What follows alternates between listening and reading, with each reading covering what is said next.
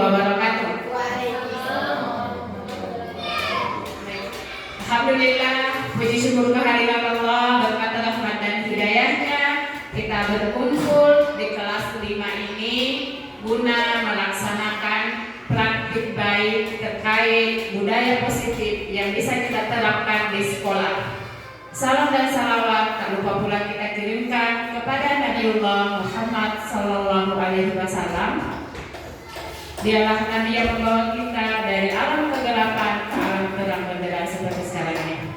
Baiklah Bapak Ibu sekalian, mohon izin saya meminta waktunya untuk mendefinisikan praktik baik yang telah kami dapatkan di pendidikan guru penggerak ini terkait penyebaran pemahaman budaya positif yang insya Allah ilmu yang kita dapatkan ini bisa kita terapkan bersama-sama untuk senantiasa bagaimana menumbuhkan karakter baik peserta didik kita ke depannya insya Allah. Jadi Bapak Ibu sekalian, mohon izin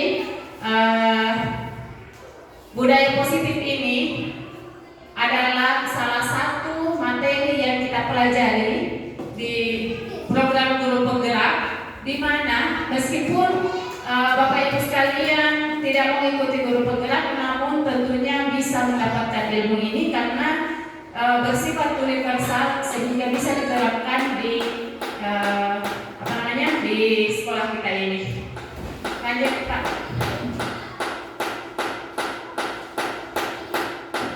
Oke, baik. Di sini dijelaskan bahwa budaya positif itu adalah suatu kebiasaan yang bernilai positif dan di dalamnya mengandung sejumlah kegiatan yang mampu menumbuhkan karakter peserta didik. Dan pembiasaan ini dilakukan murid dari dalam dirinya atau motivasi yang berasal dari dalam dirinya.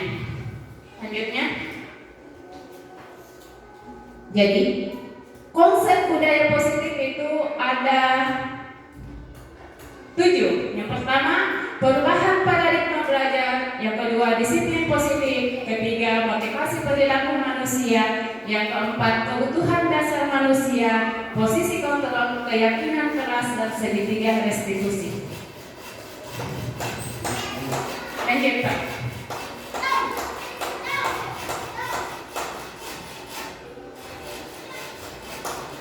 Perubahan paradigma belajar.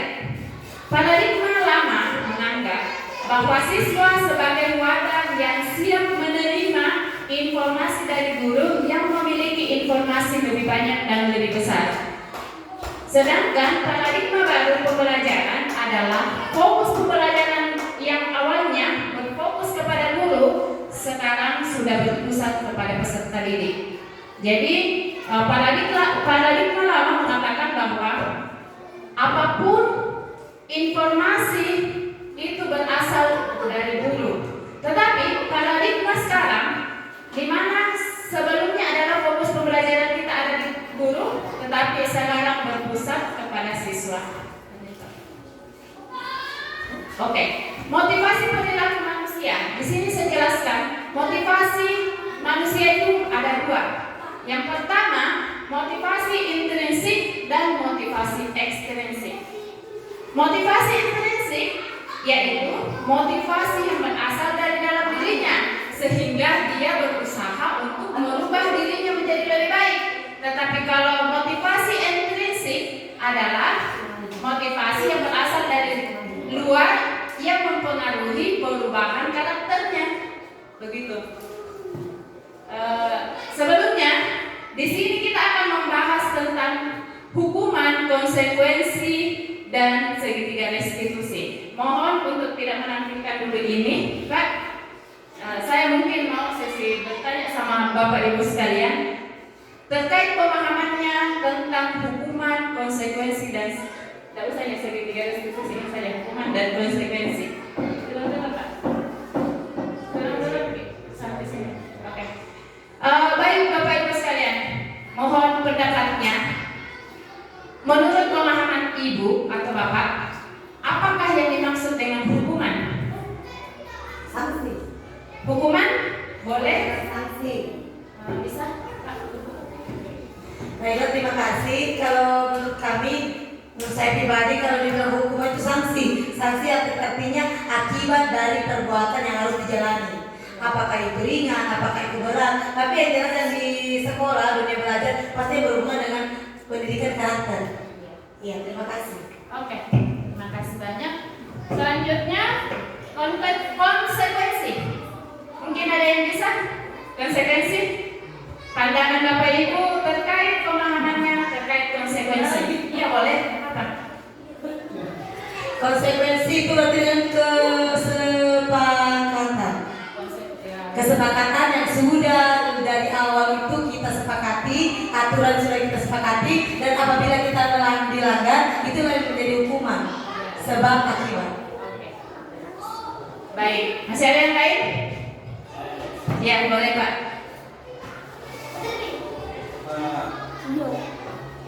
Menurut saya konsekuensi mungkin agak mirip sama jawaban Yuni, tapi konsekuensi adalah suatu akibat kesalahan yang telah diperbuat dan dia akan menanggung akibatnya. Tapi di sini sifatnya akan berbeda. Sifatnya kesalahan yang dia buat istilahnya bersifat mendidik, bukan berupa semacam kayak sanksi atau hukuman, tapi sifatnya mendidik dia supaya lebih baik. Ya. Baik, terima kasih atas tanggapannya Bapak Ibu sekalian. Boleh diperlihatkan? Oke. Jadi, betul yang dikatakan Ibu Yuni terkait hukuman dan konsekuensi, yaitu hukuman bersifat satu arah. Ketika kita langsung berikan hukuman kepada anak itu tanpa sepengetahuannya, maka itulah yang dikatakan hukuman.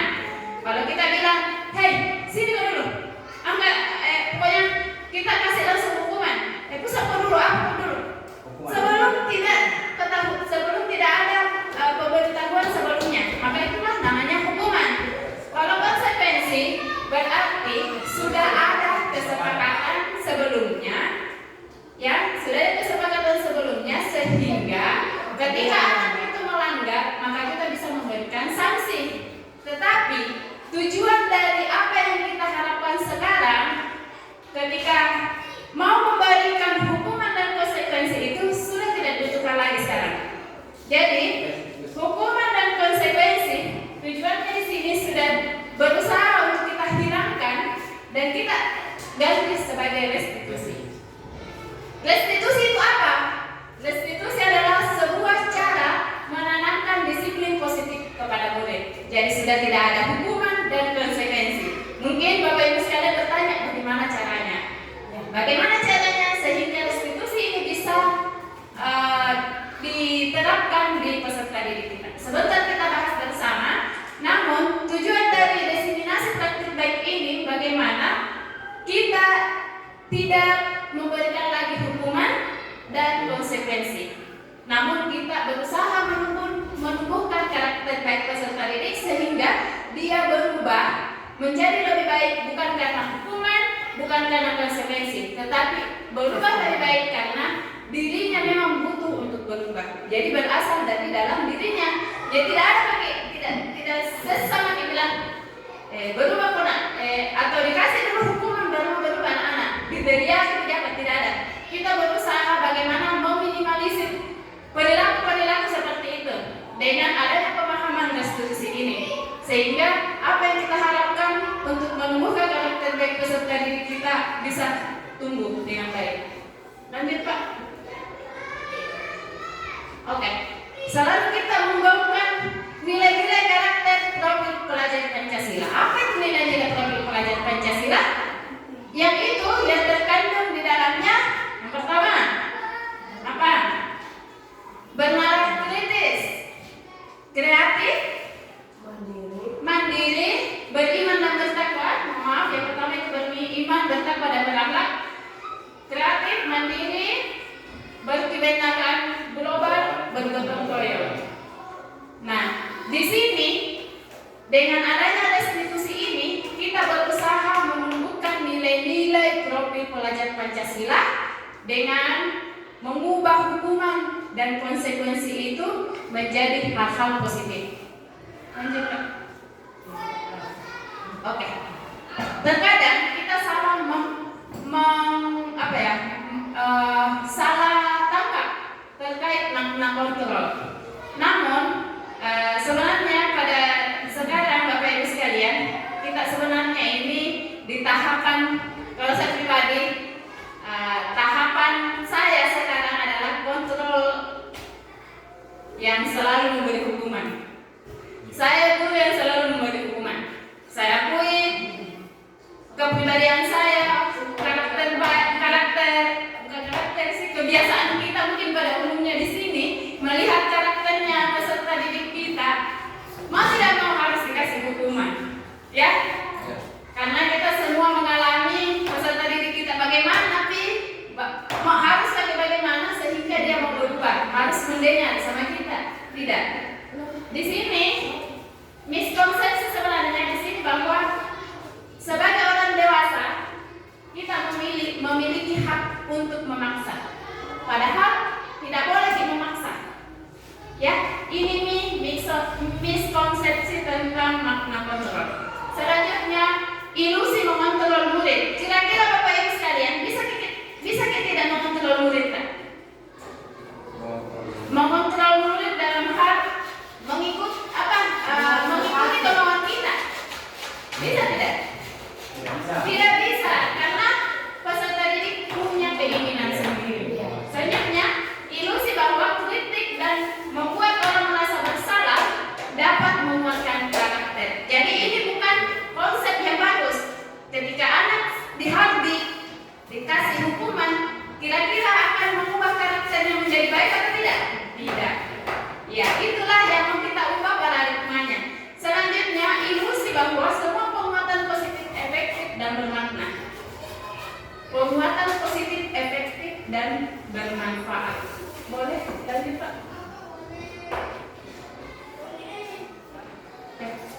Turun ya. Turun, Pak, disiplin positif.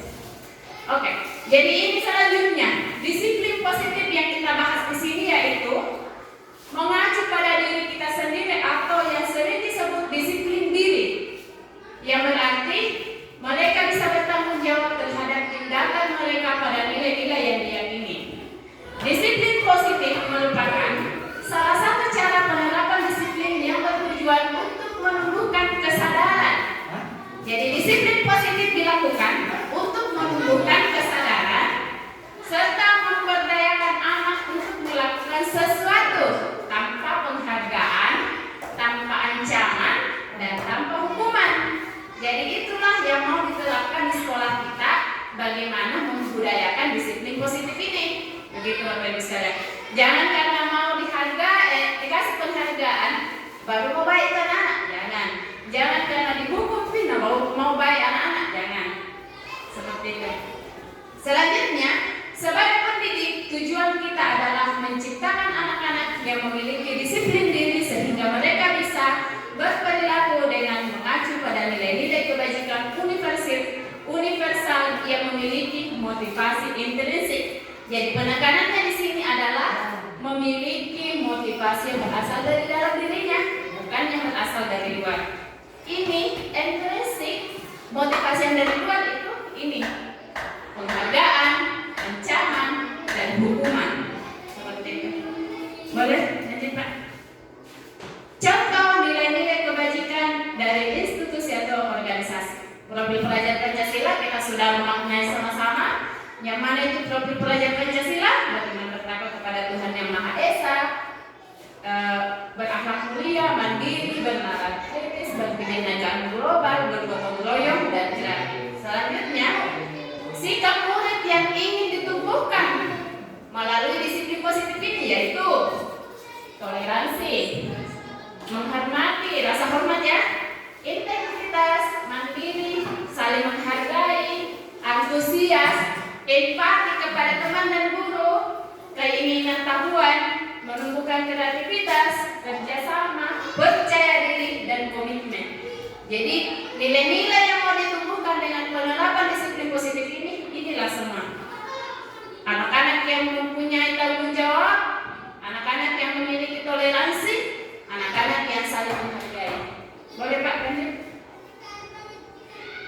Oke, ini yang tadi saya jelaskan, motivasi perilaku manusia untuk menghindari ketidaknyamanan atau hukuman yang apa yang akan terjadi apabila saya tidak melakukannya. Kira-kira ini motivasi apa kalau ini? Dia mau melakukan karena mau menghindari hukuman. Dari luar. Motivasi intrinsik, betul, dari luar. Untuk mendapatkan imbalan dari orang lain, maka saya berusaha melakukan yang terbaik. Kira-kira dari luar. Untuk menghargai diri sendiri, saya akan menjadi orang yang seperti apa apabila saya melakukannya. Maka itu berasal dari dalam diri kita, dari dalam siswa. Oke, lanjut. Oke, ini yang dimaksud dihukum oleh penghargaan. Dihukum oleh penghargaan itu sifatnya ada yang jangka panjang dan ada yang jangka pendek. Bapak Ibu sekalian mungkin bisa memaknai dihukum oleh penghargaan yang bersifat jangka panjang itu bagaimana maksudnya? Ketika anak dihukum tetapi dikasih penghargaan setelah melakukan hal-hal baik, kira-kira mengapa dia jangka panjang manfaatnya? Karena berkesan. Karena berkesan perubahannya ya. Iya, berkesan. Kalau dia jangka pendek, Iya, hanya di situ kok. nah di situ, ya betul. Ini pengaruh jangka panjang ketika anak diberikan penghargaan dari proses perubahan sehingga dia dikasih hukuman lagi. Ini jika kita terus menggunakan penghargaan lagi dan lagi, maka orang tersebut akan bergantung pada penghargaan itu. Jadi hati-hati Bapak Ibu sekalian, kita tidak bisa selalu buat penghargaan. Contoh kecilnya, ketika anak disuruh mengikuti apa mau kita, anu nak, besok kasih anu, maka itu berasal dari motivasi luar, sehingga anak itu mau berubah kalau dikasih penghargaan atau imbalan. Tapi kalau tidak dikasih imbalan, tidak mau nih. Inilah jangka panjang yang bisa merasakan anak itu. Makanya tidak diperbolehkan atau tidak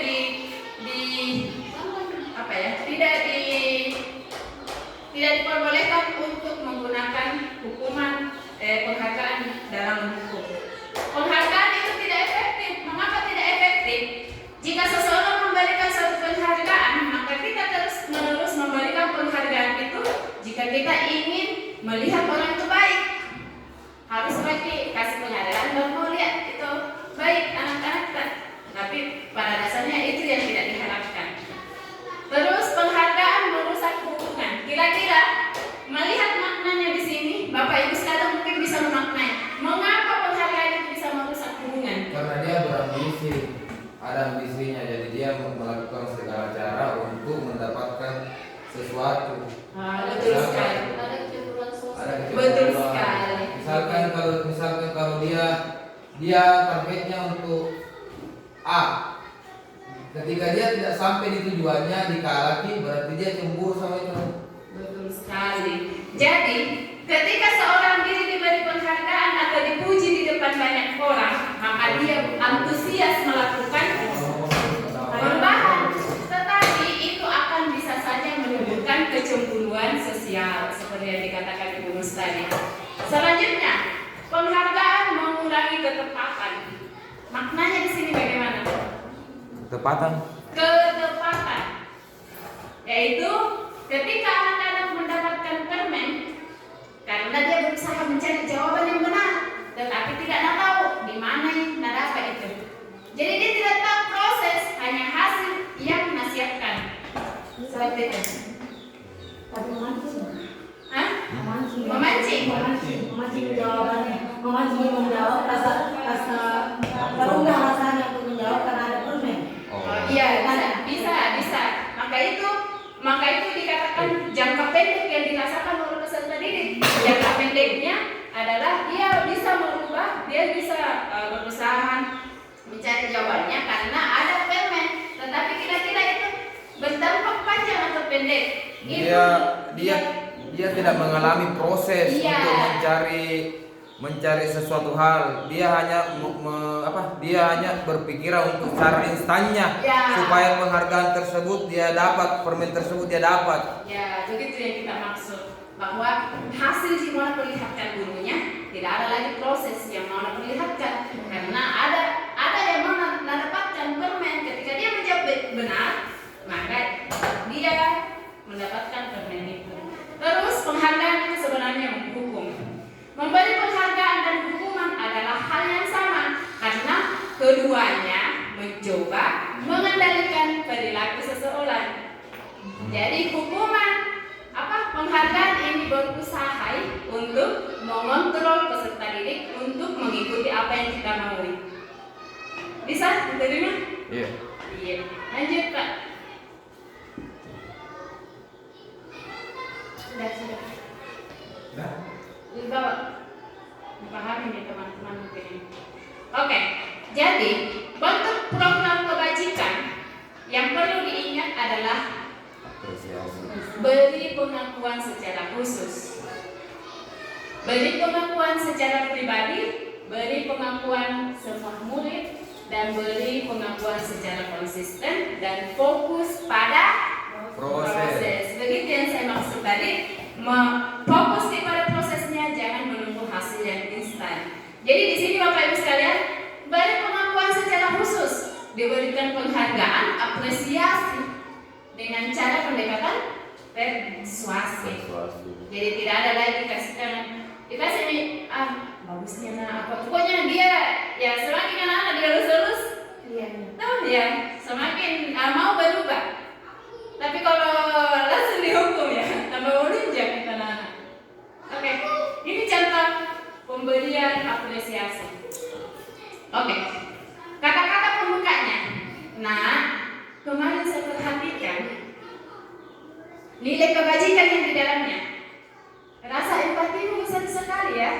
Situasinya pada saat menolong murid baru di kelas kita. Jadi anak-anak terasa kayak sekali nih, kayak melayang-layang. Karena kemarin saya perhatikan ya, rasa empatimu besar sekali pada saat menolong murid baru di kelas. Jadi kayak seolah-olah dia mau berubah. Wih, luar biasa. Diperhatikan karena ada sebentar kebutuhan dasar manusia. Itulah mengapa dikaitkan dengan kebutuhan dasar manusia dengan proses restitusi ini. Selanjutnya, perhatian. saya menghargai kepedulianmu pada saat kamu membantu teman-temanmu di tugas kelompok. Terima kasih untuk rasa tanggung jawabmu pada saat kamu mengunduh kertas-kertas yang berserakan. Jadi ada apresiasi yang diberikan dengan kata-kata yang halus, memasuki relung hatinya peserta didik itu, sehingga menumbuhkan motivasi. Terus kita membedakan hukuman dan konsekuensi. Boleh? Oke. Mohon minta dijawab ya Bapak Ibu ya. Tindakan guru. Apa? Anak-anak mencatat 100 kali di dalam buku kalimat. Saya tidak akan terlambat lagi, saya tidak akan terlambat lagi. Sebanyak 100 kali. Kira-kira ini masuk hukuman atau konsekuensi? Konsekuensi. Kesepakatan. Oke, terima kasih. Terus, lari mengelilingi lapangan basket 2 kali karena terlambat hadir di sekolah. Hukuman. Murid diminta pusat 15 kali karena tidak menggunakan masker ke sekolah. Hukuman atau? Menggantikan tugas teman setelah dicatat-catat. Konsekuensi. Membersihkan tumpahan air di meja tulis karena tersenggol pada saat belajar. Konsekuensi. Murid disuruh untuk menggunakan sepatu seharian di sekolah karena tidak menggunakan sepatu hitam. Konsekuensi. Lari mengelilingi lapangan basket 2 kali karena terlambat 10 menit untuk pelajaran BJK. Hukuman atau konsekuensi. Mari kita lihat jawabannya Bapak Ibu sekalian. Di video sini. Oke. Jadi yang pertama itu adalah hukuman. Karena bersifat menjas anak-anak kita. Tidak ada umpan balik dari hasil ini. Untuk apa beda ditulis ini? Untuk apa? Tidak ada manfaat yang signifikan yang dirasakan oleh peserta didik dan bersifat menjas peserta didik kita. Terus lari mengelilingi lapangan sama dia hukuman, murid diminta pusat dia hukuman, terus konsekuensi dan hukuman. Mengapa konsekuensi? Karena ada nilai kebajikan yang muncul. Ini nilai kebajikannya. Kenapa? Mengganti kertas tugas yang dicoret-coret. Ada nilai apa di dalamnya? Empati. Rasa bersalah. Apalagi? Tanggung jawab. Betul sekali. Membersihkan tumpahan air di meja tulis. Bertanggung jawab. Maka itulah dikatakan konsekuensi, karena ada nilai-nilai positif yang muncul setelah pemberian tindakan itu. Jadi bukan pemberian hukuman lagi. Kalau ini mungkin memang menyehatkan, tetapi itu akan merasa siswa kita sangat bersalah. Tunggu dulu. Kenapa guru itu saya tidak akan terlambat lagi menulis sekali dibilang hukuman? Bagaimana? Kenapa? Di atas nomor 1. Saya tidak akan terlambat lagi. Karena Karena kira-kira ada nilai kebajikan yang muncul. Saya tidak bisa. Kalau misalnya menulis apa di saya tidak akan terlambat lagi. ada Saya tidak akan terlambat lagi. Apakah itu hukum? Apakah itu hukum atau konsekuensi karena saya tidak akan terlambat lagi? Kalau saya Ya, boleh. Tapi menurut saya yang dipertanyakan sama Bu ini mencatat 100 kali dalam buku kalimat saya tidak terlambat lagi karena terlambat ke sekolah. Ini bergantung kembali ke kesepakatan kelas atau kesepakatan sekolah yang sudah disepakati bersama. Tetapi di sini kenapa dikatakan dia masuk hukuman? Karena mungkin sebelumnya jarang-jarang mungkin ditemukan istilahnya hukuman seperti itu, hukuman yang seperti itu mencatat 100 kali masuk kategori konsekuensi. Selamanya pasti hukuman. Karena kira-kira apa dampaknya jika memang siswa betul-betul melaksanakan hukuman itu? Dia tidak akan berdampak apa-apa, justru merasakan kecapean atau apa. Justru dia tidak, mungkin tadi kita bilang dia akan termotivasi untuk terus belajar, tetapi menurut saya mungkin tidak. Pendapat saya. Bisa saya? Iya, silakan. Ya, boleh. Pak Bedi? Terima kasih. Bukan saya terima, tapi begini ceritanya. Saya tidak akan terlambat lagi. Berarti ada konsekuensi sebelumnya. Ada aturan sebelumnya bahwa 5 menit sebelum pukul 7.30 semua harus hadir. Karena kita terlambat, tapi menyadari ya terlambat. Saya berani, saya bisa tahu saya terlambat. Saya untuk saya apa yang harus saya perbaiki sehingga ini bisa memperbaiki membuat kerja saya. Jadi kalau bilang saya tidak akan terlambat lagi, itu kan membuat kesadarannya atau bagaimana ya? Terima kasih. Bismillahirrahmanirrahim. Assalamualaikum warahmatullahi wabarakatuh. Terkait tadi pendapat Ibu Yuni mengatakan bahwa ini mencatat 100 kali di dalam buku kalimat saya tidak akan terlambat lagi karena terlambat ke sekolah. Menurut pendapat saya, Ibu, ini sebenarnya boleh dikatakan sebagai konsekuensi dan boleh juga dikatakan sebagai hukuman. Ketika dikatakan konsekuensi, sudah ada kesepakatan yang sudah diatur oleh sekolah atau guru, antara guru dengan siswa, kesepakatan bersama. Dan ketika ini dikatakan hukuman ketika tidak ada memang kesepakatan di awalnya. Terkait dengan kata-kata di atas, kita bandingkan antara konsekuensi di hukuman dengan hukuman. Menurut pendapat saya, ini lebih besar masuk ke hukuman daripada konsekuensi. Karena berdasarkan tadi penjelasannya Ibu Rami, konsekuensi itu harus ada nilai yang harus ditumbuhkan kepada siswa. Sedangkan ini kalau dia menulis di buku, pengalaman Ibu, saya juga pernah disuruh menulis di buku. Di buku, satu buku, saya tidak akan terlambat lagi. Kira-kira bisa selesaikan anak-anak? Tidak mungkin itu. Paling itu tuliskan dulu mama, tuliskan ini bapak, bantukan dulu. Atau paling tidak itu temannya, bantukan dulu, tuliskan kayak ini. Pasti begitu Ki.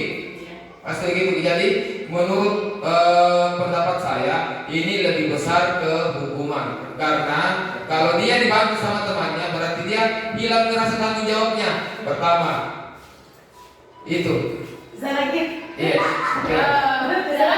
Ada pemaknaan, ada penjelasan lebih lanjut karena waktu juga. Ada pemaknaan lebih lanjut.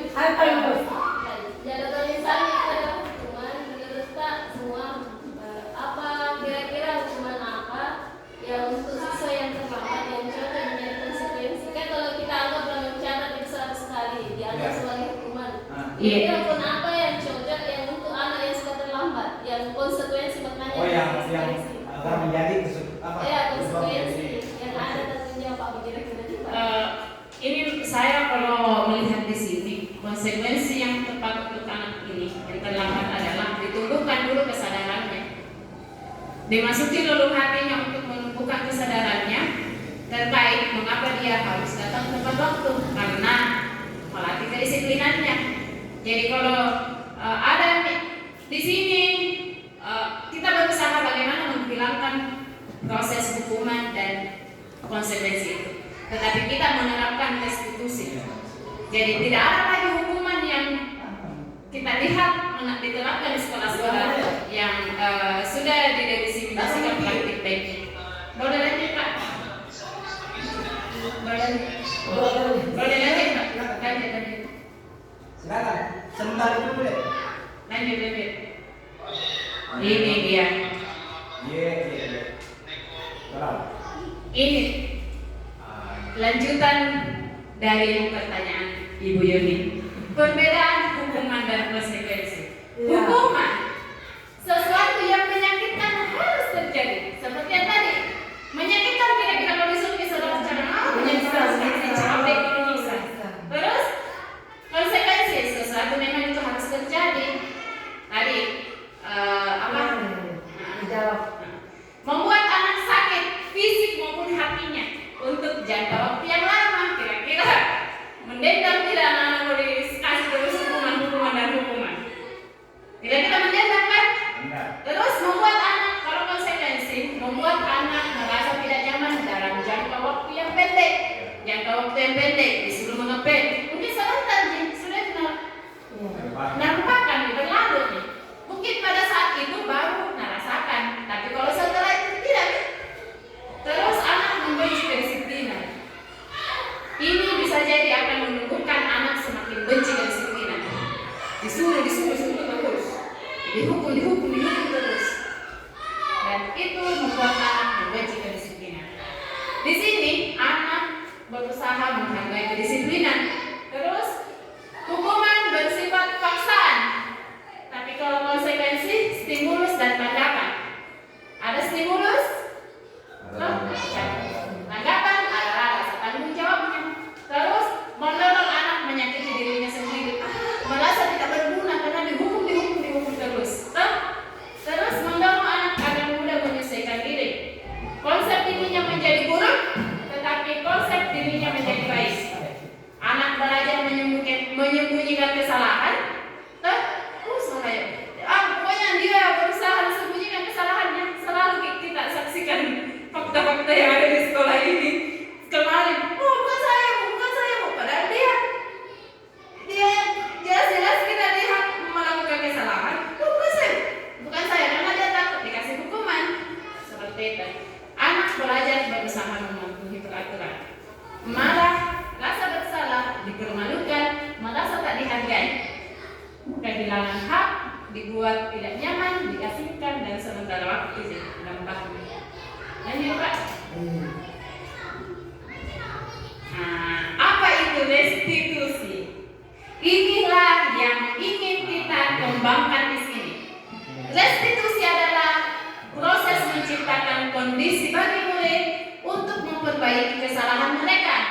sehingga mereka bisa kembali ke kelompok mereka dengan karakter yang lebih kuat.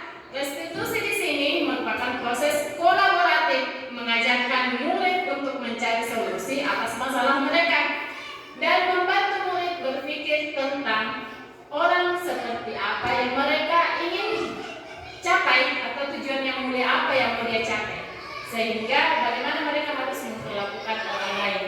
Lanjut Pak. Oke. Ya.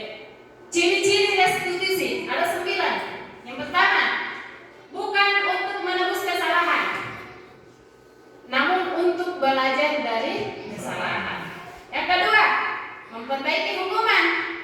Ketiga, tawaran atau paksaan. Yang keempat, restitusi menuntut untuk melihat ke dalam dirinya.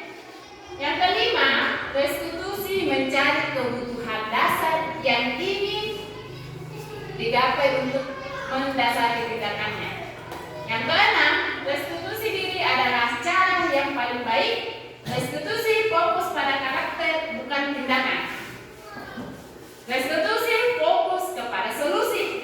Restitusi mengembalikan murid yang berbuat salah kepada kelompoknya. Jadi tidak ada lagi hukuman, tetapi kita fokus bagaimana menumbuhkan restitusi dalam hal nilai-nilai positif yang ingin ditumbuhkan. Tunggu. Bagaimana namanya nomor 9? Nomor 9, ketika dia kayak tadi tuh dipermalukan nih, dikasih hukuman, merasa malu, kira-kira tidak terpojokkan kira-kira. Saatnya gurunya. Tetapi yang ingin dicapai ini bagaimana anak-anak tidak dikasih hukuman sehingga dia bisa menyatu dengan kelompoknya. Iya, boleh misalnya. Kan menurut saya semasa mengajar, setiap pulang saya kasih anak-anak biasa bacaan yang paling kelas 1. Kalau dia keluar, siapa yang mau cepat pulang, jawab ke pertanyaannya ibu. Seumpama saya kasih satu kata, terus siapa yang bisa menjawab satu kata, dia baru pulang. Tapi kalau yang tidak bisa menjawab, saya suruh kembali duduk kembali. Ini merupakan konsekuensi atau hukuman.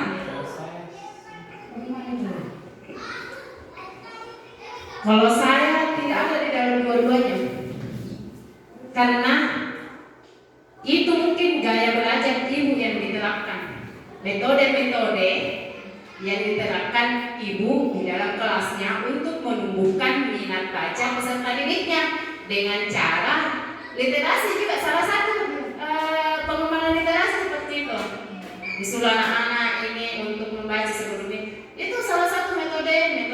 Tetapi kalau yang kita harus garis bawahi, hukuman itu ketika tidak ada kesepakatan terlebih dahulu antara siswa ya dengan guru, lalu menjas anak itu atau menyakiti anak itu. Dan yang pertama, melanggar aturan. Kita kan tidak melanggar aturan. Dia tidak melanggar aturan karena tidak apa-apa. Mungkin kita punya target jam pulangnya seperti ini, pasti ada. Ya mungkin modifikasi yang kedua, konsekuensi. Konsekuensi itu ketika dia sudah dua arah, ada kesepakatan antara guru dengan siswa, dan ketika dia tidak mematuhi, maka itu bisa dijadikan konsekuensi dengan pemberian sanksi. Tetapi itu sudah tidak diinginkan ditumbuhkan di sekolah ini, tetapi kita berusaha menumbuhkan restitusi ini. Jadi tidak ada lagi hukuman, tidak ada lagi konsekuensi. Itu titik benang merahnya pada pertemuan kali ini. Boleh Pak? Nah, inilah yang harus kita ketahui bersama, kebutuhan dasar manusia. Anak-anak ketika dia berbuat salah, bisa jadi ada kebutuhan dasarnya yang tidak terpenuhi. Misalnya ada anak-anak yang broken, ya, ketika dia tidak mencukupi kasih sayang yang diterimanya, bisa-bisa dia berusaha menarik perhatian dengan cara hyperaktif, agresif, bukan nakal sih, tapi maksudnya lebih kepada tindakan-tindakan yang lebih agresif dibanding teman-teman yang lain. Jadi inilah kebutuhan dasar yang diinginkan setiap manusia. Yang pertama, kebutuhan untuk bertahan hidup. Dia mungkin berusaha membela dirinya karena dia merasa ingin mempertahankan nyawanya. Ketika mungkin dia berusaha membuat kesalahan karena ada perasaan yang tidak tersampaikan seperti itu. Cinta dan kasih sayang. Tadi ya, kebebasan. Dia merasa tidak bebas, makanya dia melanggar. Ya. Makanya apa yang kita mengemas ini pembelajaran dari pemikiran Ki Hajar Dewantara itu adalah bagaimana pembelajaran ini berpusat kepada peserta didik. Jadi anak-anak dituntun sesuai kodrat yang dimiliki. Dia kodrat alam yang dimiliki atau kodrat zamannya. Agak berat ini kalau itu mau dibahas. Terus kesenangan, karena bisa jadi dia tidak tersalurkan kesenangannya, makanya berbuat kesalahan. Ketika anak ini senang, bisa jadi dia merasa bahagia dan siap menerima apa yang kita himbaukan. Toh bisa jadi seperti itu. Terus kepuasaan, dia merasa kayak tidak dihargai di apa, makanya dia berusaha bagaimana menampilkan perilaku sehingga dia mau dihargai. Tidak penting. Ya inilah. Sudah. Bapak Ibu sekalian, kira-kira kita berada di posisi mana? Ada 5 posisi kontrol selama ini yang kita sebenarnya diterapkan di keseharian kita sebagai guru. Yang pertama, posisi penghukum, yaitu seorang penghukum biasa menggunakan hukuman fisik maupun verbal. Kadang pembuat orang merasa bersalah. Biasanya guru akan bersalah lembut misalnya. Kecil aku nak sama kamu, kenapa kok mau begitu? Dia kayak ada kata-kata lembut, meskipun lembut tetapi menusuk sekali. Nah, inilah posisi orang membuat orang merasa bersalah. Kecil aku, kenapa begitu? Lembut ini kan? Tetapi dia oke, masuk di hatinya. Bagus gitu kalau kesini. Terus posisi kontrol sebagai teman. Di sini posisi ini tidak akan menyakiti guru, namun akan tetap berupaya mengontrol murid melalui persuasi. Contohnya begini. Bapak itu nak bantu saya pukul. Jangan kau begitu, ke saya ditegur. Kayak berusaha bicara seperti teman, tetapi dia mengontrol anak itu supaya mau mengikuti kemauannya. Ayo itu nanya, ayo saya ini kasih yang aku dong. Inilah posisi kontrol dengan kategori teman. Terus monitor atau pemantau. Monitor atau berarti mengawasi. Yang mengawasi, melihat anak-anak tidak ada berusaha bagaimana anak itu berproses. Nah, di sini proses mengawasi.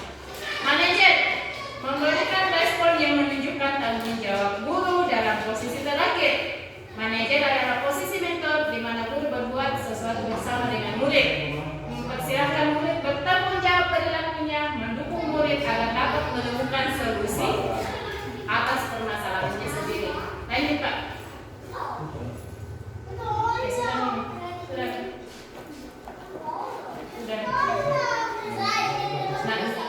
Sudah tahu ya contohnya ini Bapak Ibu.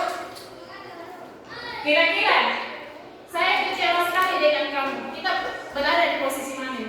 Itu Pembuat bersalah. Kamu tidak pernah melakukan sesuatu yang hal benar. Penghukum. Ayolah demi Bapak Ibu. Tenang. Apakah kamu mendapatkan stiker bintang hari ini? Moyang motor. Yang kontrol. Karena mau nanyakan, dapat juga stiker tadi? Ya. Gitu. Bagaimana kamu bisa menyelesaikan masalah ini? Manajer. Apa katanya? Yang paling akhir ini,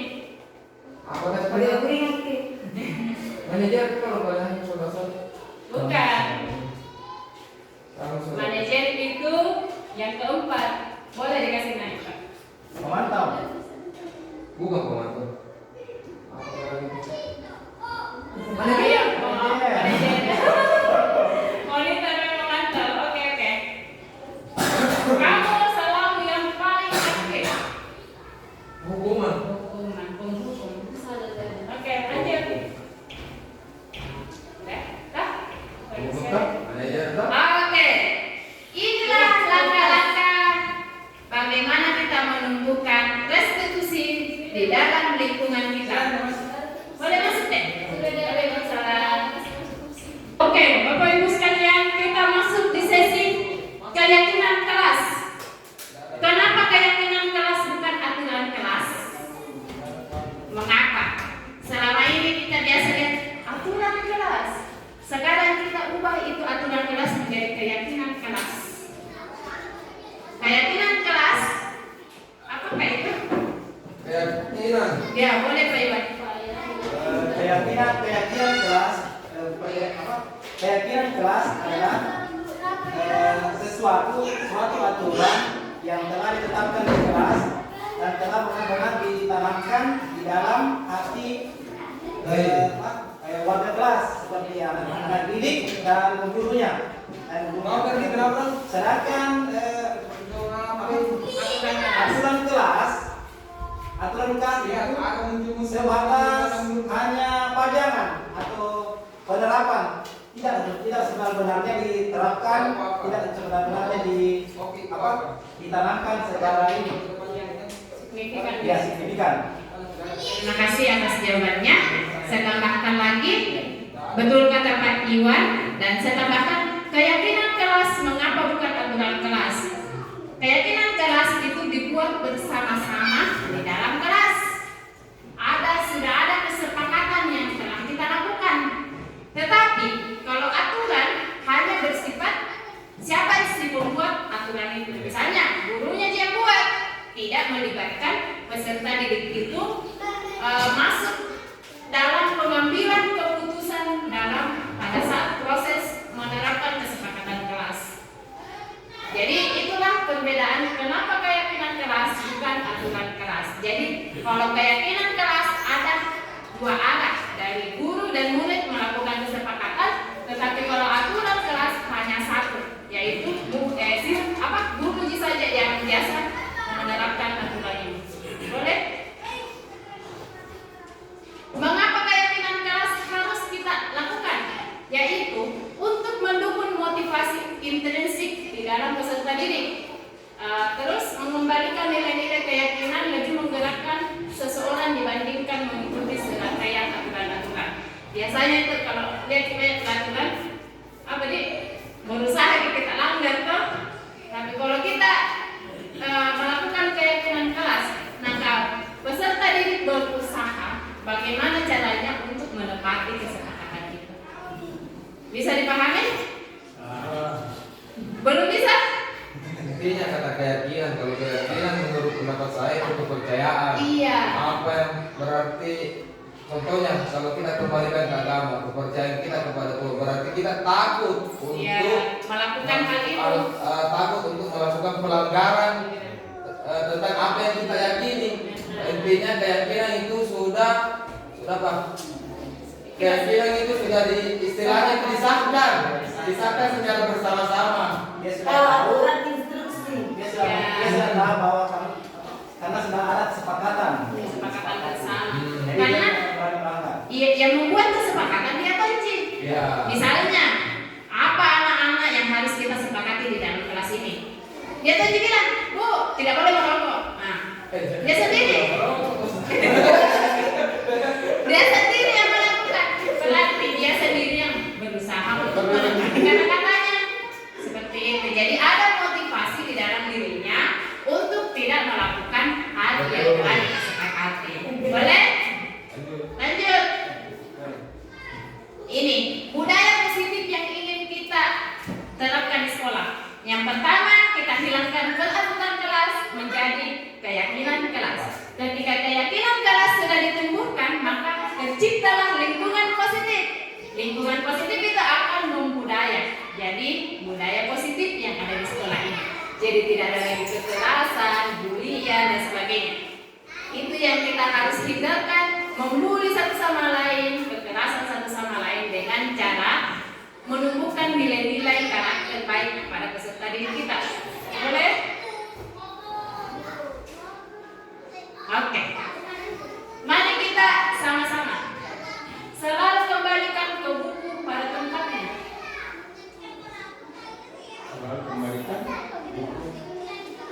Coba lihat, coba di bawah Pak. Oh iya. Oh oke. Sorry. Selalu kembalikan buku kepada tempatnya. Keyakinan kelas, nilai kebajikan apa yang ada. Misalnya, ada proses tanggung jawab di dalamnya. Dilarang mengganggu orang lain. Nilai kebajikan apa yang bisa ditumbuhkan dalam keyakinan ini? Menghargai, betul. Hadir di sekolah 15 menit sebelum belajar. Disiplin. Dilarang melakukan kekerasan.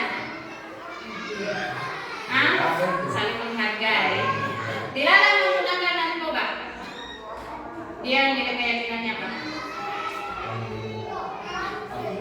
Satulah. Apa ini? Disiplin kah? Bisa masuk disiplin. Bergantian atau menunggu giliran? Budaya apa? Budaya antri. Gunakan masker. Disiplin. Jangan berlari di kelas atau tidak. Peraturan. Coba kita lihat jawabannya.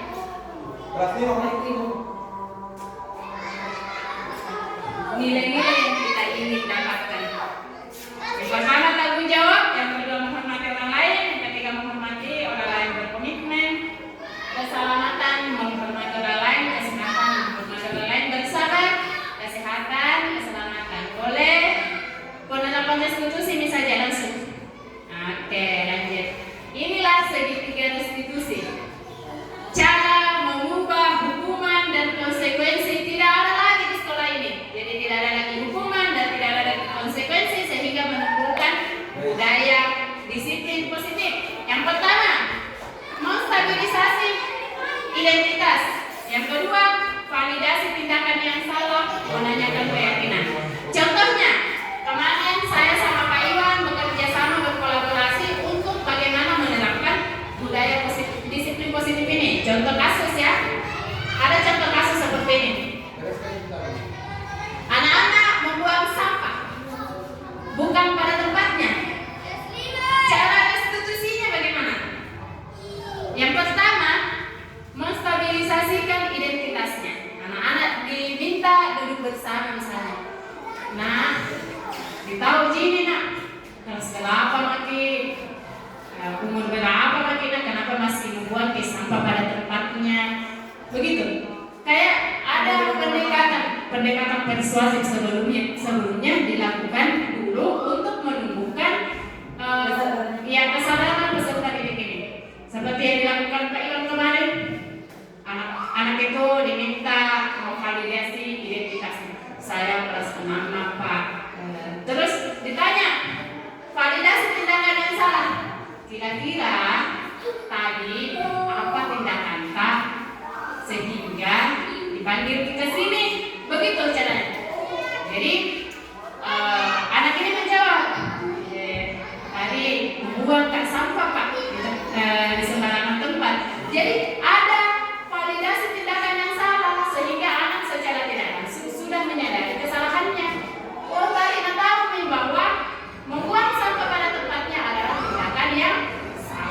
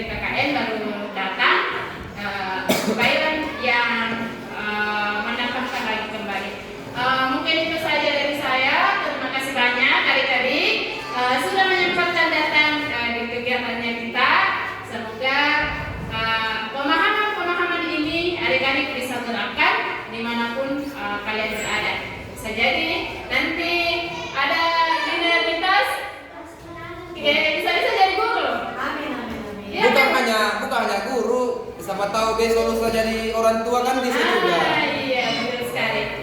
Terima kasih juga untuk Bapak Ibu guru sekalian telah bersedia meluangkan waktunya menerima disiplin menerima praktik baik kita sebagai pemahaman lebih dalam terkait membudayakan disiplin positif ini. Mungkin itu saja dari saya. Cukup sekian. Wabillahi taufiq wal hidayah. Wassalamualaikum warahmatullahi wabarakatuh. Yang lain dari teman-teman, harapan saya semoga kedepannya bulan-bulan yang akan datang supaya bisa lebih ditingkatkan lagi.